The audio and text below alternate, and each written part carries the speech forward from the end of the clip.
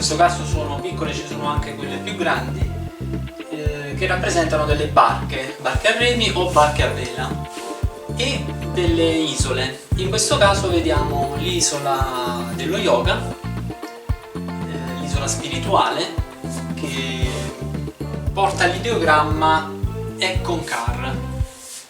Ek Onkar vuol dire unità tra l'individuo e Dio, l'individuo e il cosmo. La traduzione che preferisco è Everything is one, tutto è uno. Tutto è uno è il messaggio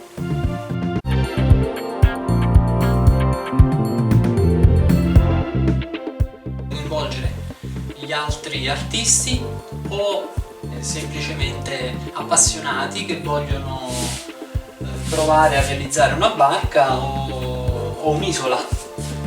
La mostra diventa un laboratorio, non è l'esposizione esclusiva del mio lavoro, ma il lavoro si apre agli altri, cercando di sviluppare per una prossima iniziativa nuovi progetti, nuove icone, nuove immagini, unire la creatività per dare vita a nuovi progetti.